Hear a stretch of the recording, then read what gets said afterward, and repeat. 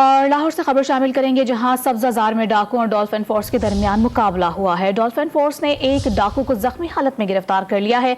तफसीलात हासिल करेंगे डॉन न्यूज के नुमाइंदे वसीम रियाज से। वसीम, बताइएगा डाकू और पुलिस में कैसे मुठभेड़ हुई?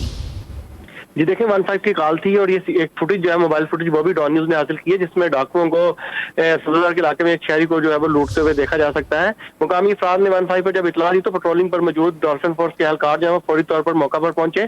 पुलिस एहलकारों को देखते ही डाकू जो है एक घर में दाखिल हुए, एक बच्ची को यरगमा बनाकर डॉल्फिन फोर्स पर जो है फायरिंग शुरू कर दी। तमाम डॉल्फिन फोर्स ने जो एहतियाती तदाबीर है वो इख्तियार करते हुए ना सिर्फ बच्ची को उनकी हिफाजत वाजियाब करवाया, बल्कि जवाबी फायरिंग में एक डाकू जो है वो जख्मी भी हुआ, जिसको अपनी तहवील में लेकर मुकामी पुलिस स्टेशन के हवाले जो है वो कर दिया गया, जबकि एक डाकू मौका से फरार हो गया। अब जो फरार वाले डाकू की तलाश में ऑपरेशन जो है वो किया जा रहा है। पुलिस का दावा है कि उसको भी जल्द गिरफ्तार कर लिया जाएगा, जबकि जो जख्मी डाकू है उसको अस्पताल मुंतकिल करके कानूनी कार्रवाई वो पूरी की जा रही है। उसकी शिनाख्त का अमल मुकम्मल होगा, उसके बाद उसका रिकॉर्ड जो है वो चेक किया जाएगा, उसकी जो साथी है उसकी गिरफ्तारी के लिए इक़दाम किए जाएंगे। ठीक है, तफसीलात बता रहे थे वसीम रियाज, आप बहुत शुक्रिया आपका।